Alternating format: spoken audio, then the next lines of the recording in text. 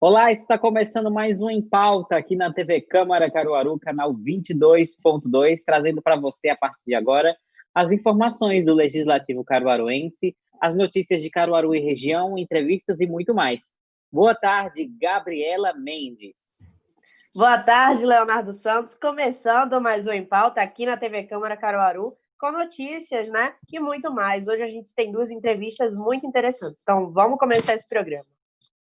Pois é, vamos aos destaques do programa de hoje. Polo de Confecções do Agreste pode reabrir no dia 16 de agosto. E a Polícia Civil investiga fraudes em licitações. Novo calendário do auxílio emergencial é divulgado.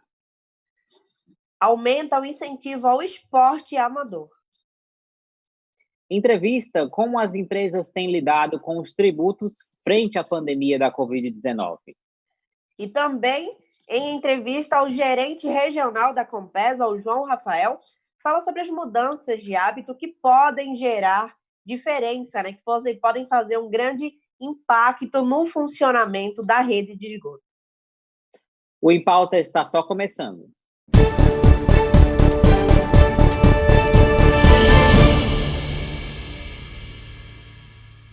E a Polícia Civil deflagrou ontem a Operação Chorume. O alvo das investigações são as cidades de Caruaru, Recife e Paulista. O objetivo, né, foi identificar a participação de empresários e também agentes públicos na prática de fraudes em licitações, viu, Leonardo? Pois é, Gabi. O delegado Diego Pinheiro deu detalhes em coletivo de imprensa sobre esse assunto. Vamos conferir o VT. Os mandados de buscas foram cumpridos em imóveis aqui na cidade do Recife, na cidade de Paulista, bem como na cidade de Caruaru. Na operação locatário, tivemos o cumprimento de mandados na cidade de Paulista, Recife, Sairé e Surubim, além de Paulista. No caso, esses imóveis de Caruaru eram da empresa da local ou da... Era uma das sedes da empresa local. Essa um dos alvos lá que nós cumprimos os mandados era uma das sedes da empresa local. Quantos tinham relação com o prefeito? Quantos tinham como assim? Mandados de busca? Olha, foram 10 mandados na Operação Chorume, 5 vinculados ao prefeito, em imóveis vinculados ao prefeito, e na Operação Locatário foram 14 mandados de busca, 5 também vinculados ao prefeito. Bom, e por meio de nota, a Prefeitura de Caruaru disse que a Operação Chorume, realizada pela Polícia Civil, se relaciona com a atividade da iniciativa privada, ou seja, não tem nenhuma relação com a administração pública municipal. E olha só, na tarde de ontem, o governo do estado realizou uma reunião com diversos representantes do Polo de Confecções do Agreste para tratar sobre a reabertura das feiras de Caruaru, Toritama e Santa Cruz. Esteve presente o prefeito de Santa Cruz, Edson Tabares, e o secretário de governo aqui de Caruaru, Rubens Júnior, Gabi. Exatamente, viu, Léo? A reunião, que foi realizada virtualmente, teve como objetivo alinhar as ações relacionadas ao procedimento, né, para a retomada das feiras nas cidades Polo, Caruaru e Santa Cruz e também Toritama. O prefeito de Santa Cruz ele afirmou que haverá um monitoramento, né, do governo do estado sobre os números da Covid-19 no Agreste para confirmar uma data exata para o retorno das atividades do polo. Exatamente. A expectativa é de que o Polo de Confecções possa reabrir no próximo dia 16 de agosto, tá? Essa não é uma confirmação oficial, mas uma expectativa dos representantes, das pessoas que estavam presentes nessa reunião. Agora é aguardar para que o governo do estado continue monitorando os números da Covid-19 aqui na região do Agreste, para então divulgar a data de reabertura do Polo de Confecções, que movimenta a economia do nosso estado, Gabi, principalmente da região Agreste. Com certeza, né, Léo? Todos os cuidados precisam ser tomados para que a volta seja tranquila, né? E não tenhamos que parar de novo. E olha só, Gabi, o novo calendário de pagamentos do auxílio emergencial foi divulgado pelo governo federal. Exatamente, Léo. A gente confere agora na reportagem da TV Brasil. De acordo com a Caixa, a organização por ciclos de depósito e saques em espécie do auxílio emergencial deve simplificar a vida de quem recebe o benefício. Por que nós fizemos em ciclo? Reforçando. Para simplificar, para que todo mundo soubesse quando pode receber. Porque qual era, nós nas agências vimos, qual era a grande confusão de todo mundo? Ninguém sabia muito bem, era muito difícil, quando que ia receber. Agora fica mais fácil. Eu nasci em março, não recebo auxílio emergencial. Mas se recebesse, independente de qual parcela que eu iria receber, estaria claro o dia que eu iria receber o pagamento na minha conta digital e poderia sacar. Vai funcionar assim. O beneficiário vai receber a parcela devida de acordo com o mês de nascimento. Ao todo, 46 milhões de pessoas vão receber alguma parcela no ciclo 1. Ele começa na próxima quarta-feira, 22 de julho, com o crédito na poupança digital para os nascidos em janeiro. Outra novidade é que o intervalo para o saque está menor. Nesse caso, já estará disponível dia 25 de julho para quem nasceu em janeiro. Os outros 3 ciclos seguem até o dia 15 de dezembro, quando o último grupo sacará a 5ª e última parcela do auxílio. Já recebi a 3ª e vou receber a 4ª parcela, que é o que está nos ajudando a manter o negócio funcionando, a pagamento de conta, necessidades da casa, comida. Os beneficiários do Bolsa Família continuam recebendo as parcelas do auxílio conforme o final do NIS. A 4ª parcela já estará disponível para saque a partir de segunda-feira, para o NIS de final 1. E olha só, Gabi, uma notícia boa. O valor da Bolsa Auxílio pago aos atletas do esporte amador foi ampliado. Verdade, viu, Léo? O benefício atende à Lei de Incentivo ao Esporte e as novas regras atendem à reivindicação que já é antiga, dos atletas, dos técnicos e também dos dirigentes do esporte olímpico e também paralímpico. Vamos conferir na reportagem da TV Brasil. O teto da Bolsa Auxílio em projetos esportivos patrocinados por empresas via lei de incentivo passa de R$1.000 para R$8.000.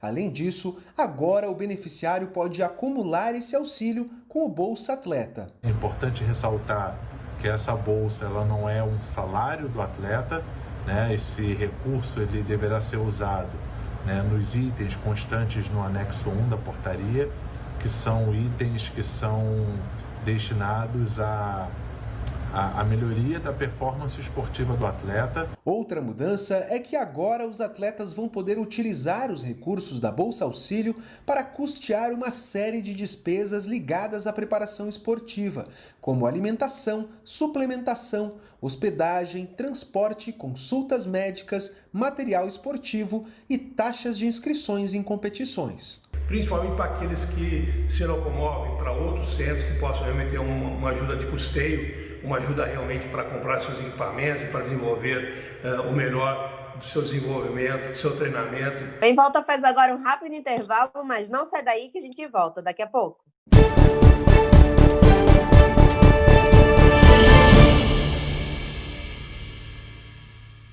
O Em Pauta já está de volta e agora é hora de entrevista. Vamos conversar agora sobre tributos e as empresas frente à pandemia. Como é que os comerciantes e empresários têm lidado com as suas obrigações, mesmo durante o período da pandemia? Para falar um pouquinho sobre esse assunto, a gente recebe agora o advogado especialista em direito tributário, Matheus Sampaio. Matheus Sampaio, seja bem-vindo ao Em Pauta aqui na TV Câmara Caruaru.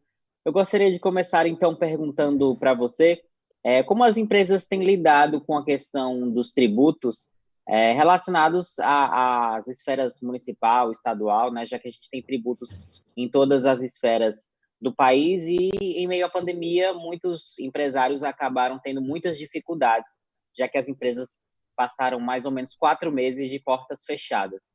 Como é que, então, na sua visão, da visão dos seus clientes também, as empresas têm lidado com isso? Mais uma vez, bem-vindo. Bom dia, muito obrigado pelo convite. Veja, as empresas têm que analisar a tributação delas sobre 2 aspectos no momento de crise. Primeiro, tem que olhar as medidas que o governo adotou, que envolvem a postergação de tributos, ou seja, o governo permitiu que tributos que deveriam ser pagos nesses meses de crise fossem postergados para pagar no momento posterior, no momento futuro. Nesse ponto, tem que haver uma cautela. Não houve isenção do tributo, ele não vai deixar de ser pago, ele só vai ser pago no futuro. Então, qual é a cautela que a empresa deve adotar? Ela deve analisar seu fluxo de caixa, deve analisar sua situação financeira, para, se entender que é o caso, pegar esse tributo e pagar no futuro, tendo a cautela de lembrar que no futuro ela vai ter que pagar o tributo corrente e esse que foi postergado.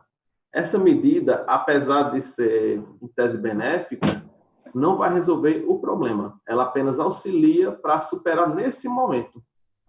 Fora isso, a empresa deve se planejar para adotar medidas que consigam reduzir sua carga tributária, consigam organizar seu fluxo de caixa, para que ela passe por esse momento de grande dificuldade, sobreviva, consiga pagar seus tributos futuros, esses que ficaram, entre aspas, atrasados, e seguir o curso natural da empresa. Para isso, ela pode procurar auxílio de contadores, advogados, deve se inteirar das medidas do governo. Além disso, o governo, no âmbito federal, trouxe uma medida, sim, benéfica, de redução em 50% das contribuições para o Sistema S, SEBRAE, SENAC, essas entidades parafiscais. A essa medida, sim, reduziu a carga tributária e isso facilita um pouco a vida das empresas. Matheus, o governo federal falou ontem, né, sobre uma reforma tributária. Como isso poderia acontecer? Veja, a reforma tributária já é aguardada há anos. Desde o governo Dilma até o governo Lula, já se fala em reforma tributária. Atualmente, nós temos uma proposta de reforma na Câmara, uma no Senado, que tem uma comissão mista que está analisando. Ontem, o que aconteceu foi que o Executivo Federal apresentou a primeira etapa da sua proposta de reforma. Essa primeira etapa trata somente do PIS e da COFINS, visando extinguir esses tributos e substituí-los pela contribuição sobre bens e serviços. Essa reforma não vai trazer imediatamente redução da carga tributária. Ela vai simplificar o sistema, porque hoje você paga duas contribuições, vai se unir em uma, o que facilita o cálculo. Para vocês terem uma ideia, o Banco Mundial calculou que no Brasil, a média que as empresas gastam para calcular seus tributos é de 1.500 horas por ano, enquanto que na América do Sul nós temos uma média de 600 horas e no mundo de 400. Então, o Brasil sofre muito com isso. O empresário, no Brasil, além de ter uma carga pesada, tem grande dificuldade para saber o que deve pagar. Então, a proposta de ontem visa um pouco seguir nessa linha. Simplificar o sistema, facilitar um pouco, para assim deixar mais simples para que o empresário consiga visualizar, pagar seus tributos e ter uma redução, mesmo que considerável, nos custos com contadores, advogados, etc. Em termos de aprovação, a proposta foi apresentada ontem, o Congresso vai analisar e a tendência é que o governo apresente mais outras etapas ao longo desse ano. Eles pretendem simplificar também o IPI, os impostos sobre a renda, que para as empresas seriam a CSLL, o Imposto de Renda da Pessoa Jurídica, e também pretendem desonerar a carga da folha, que a folha no Brasil é muito pesada. Matheus, então, para a gente finalizar, eu preocupado aqui com o nosso tempo estourando, você falou um pouco sobre as dificuldades que o empresário tem. Todas essas tributações que os empresários necessitam, né, também se aplicam aos pequenos comerciantes, né? Então, exato, há uma necessidade de simplificação e também até de redução, né, na questão das tributações, já que os pequenos comerciantes não têm tanto apoio para o início do seu negócio, né, Matheus? Isso. Nesse primeiro momento, essa proposta de reforma não vai afetar os pequenos comerciantes que se enquadram no Simples. Ela vai alterar a carga tributária, vai ter alguns detalhes de ordem técnica, mas não vai alterar em si o que eles pagam, porque no Simples você paga no final do mês o que seria uma alíquota única, que é subdividida em vários tributos. Aí, nessa proposta de reforma de agora, não vai ter nenhum benefício para o Simples Nacional, infelizmente. Embora seja muito necessário no futuro pensar em simplificar esse sistema, porque apesar de se chamar simples, ele já deixou de ter essa característica há muitos anos. Matheus, muito obrigada pela sua participação aqui no Em Pauta. As portas estão abertas, então você é sempre muito bem-vindo aqui na TV Câmara, viu? Muito obrigado pelo convite e fico à disposição. E vamos de mais entrevista, Gabi? Vamos sim, Léo. A gente recebe agora, no Em Pauta, o gerente regional da Compesa, João Rafael. Ele vai falar sobre como a população pode ajudar para evitar problemas nos esgotos das casas e dos bairros. João Rafael, seja bem-vindo à TV Câmara Caruaru, canal 22.2, mais especificamente aqui no Em Pauta. Eu gostaria de começar perguntando, então, quais são os principais problemas encontrados pela Compesa, já que a companhia tem realizado diversas manutenções no esgoto das casas e dos bairros, né? Esses problemas são cada vez mais comuns nos esgotos, não é isso, João Rafael? Sim, é importante a gente contextualizar, né, o que é o problema de obstrução, por que a gente está tendo tanto problema de obstrução, né? A gente fez um levantamento e dentro dos 800 serviços que a gente faz por mês, em média aí 200 serviços de desobstrução que a gente executa por semana, 60% desses serviços são ocasionados por mau uso da rede coletora de esgoto. Então, quer dizer, se a população estivesse usando a rede coletora de esgoto da forma correta, a gente estaria evitando aí 60% dos nossos problemas. Problemas esses que causam transtornos para a própria população, que é o esgoto retornando para dentro da residência, aquele esgoto extravasando no meio da rua, aquela água escorrendo ali que pode melar alguém, sujar alguém, sujar sua casa quando você entra com um carro na garagem. Então, tudo isso poderia estar sendo evitado pelo uso adequado da rede coletora de esgoto, né? Então, a rede coletora de esgoto ela foi projetada, na verdade, para transportar líquido. E o que a gente encontra muitas vezes nessas desobstruções é partículas sólidas, lixo, de qualquer forma, é areia. E como é que a areia vai parar ali dentro da rede coletora de esgoto? Muitas vezes a população coloca aquele ralo do quintal, ou então da bica do seu telhado direto para a rede coletora de esgoto. Isso leva areia para a rede coletora e gera um outro problema, que é você colocar um volume muito grande de águas de chuva dentro da rede coletora que não foi projetada para isso. Então, a água não vai passar em determinado ponto e vai acabar extravasando em pontos determinados, deixando muitas vezes esses poços de visita que a população chama popularmente como bocas de lobo abertas. E aí vai entrar mais lixo dentro da rede coletora de esgoto. Então, o uso adequado da rede coletora de esgoto poderia evitar muito essas desobstruções. Além dessas recomendações que você falou, João, como é que a população pode ajudar, né, para evitar essas situações? Olha, primeiramente, a gente não deve interligar nossa água de chuva para a rede coletora, nem aquele ralo do quintal. Eles devem ser direcionados para as galerias de águas pluviais ou as linhas de água das ruas. Esse é o primeiro ponto. Mantendo dentro do esgoto aqueles ralos, que você tem ali uma filtragem. Então, materiais sólidos como plásticos, garrafas PET, madeira, pano, roupas que possam vir entrar na rede coletora, eles não devem entrar se tiver aquele ralo adequado. Outro ponto importante que a gente precisa frisar são as caixas de gordura. É importante que se tenha uma caixa de gordura na saída da sua pia ali da cozinha, para evitar que essa gordura venha a entrar na rede coletora.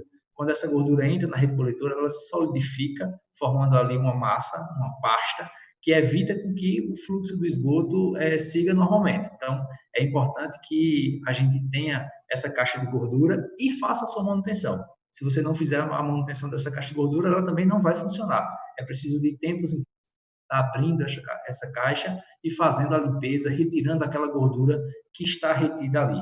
Dessa forma, a gente vai prolongar aí a vida útil da sua rede coletora, a vida útil desse equipamento que é tão importante para a gente e para a nossa saúde também. João Rafael, muito obrigado pela sua participação aqui no Em Pauta. Creio que a população está mais esclarecida agora sobre esses assuntos e como pode ajudar para evitar problemas nos esgotos. Obrigado. Eu agradeço e estou aqui sempre à disposição. Até a próxima. Até a próxima, Gabriela. Então é isso. O Em Pauta dessa quarta-feira fica por aqui. A gente te espera no próximo Em Pauta, na sexta-feira, para continuar falando do Legislativo, das notícias de Caruaru e região e as entrevistas que interessam a todos. Até a próxima sexta-feira, Gabi. Até a próxima sexta, Léo. E lembrando que você pode ajudar a construir o nosso programa através das redes sociais, no Facebook e no Instagram. Somos TV Câmara Caruaru. Um abraço e a gente se encontra na sexta-feira. Até a próxima.